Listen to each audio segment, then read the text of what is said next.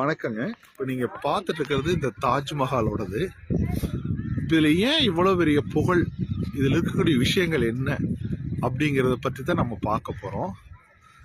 இப்போ இது வந்து ஆக்சுவலாக யமுனை நதிக்கரையோட யமுனை நதிக்கரை ஒட்டுன மாதிரி இடத்துல தான் இந்த தாஜ்மஹாலை அமைச்சிருக்காங்க. இந்த இடத்துல ஒரு பெரிய சூட்சமமான ஒரு விஷயம் இருக்குங்க.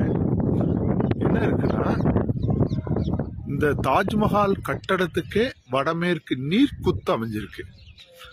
அதுக்கப்புறம் வடக்கு பகுதியில் கிழக்கு நோக்கிய ஆறு, அது தாஜ்மஹாலோட கடைக்கோடியில் அது உடனடியாக வடக்க திரும்புற மாதிரியான ஒரு அமைப்பு. அப்போ இந்த இரண்டு அமைப்புகளும் இந்த இடத்துக்கு மிகப்பெரிய ஒரு புகழையும், உலக அதிசயங்களில் 7 அதிசயங்கள் ஒன்று என்பதற்கு இந்த ஆறு மிகப்பெரிய காரணம். ஆறு எல்லா இடங்களிலும் இருக்கு, ஆனா அதுல ஒரு விமர்சனத்துடன் கூடிய விஷயத்தையும் புகழையும் கொடுக்கக்கூடிய வாய்ப்புகள் இருக்கும்.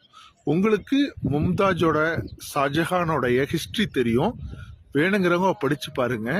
வடமேற்கு நீர்க்குத்து, மனைவி மரணம், இன்னொருவரின் மனைவி, சிறை, இது போன்ற சில விஷயங்கள்லாம் நீங்க இதுல படிச்சு பார்த்தீங்கன்னா அதுல உங்களுக்கு டீட்டெயில் தெரியும்.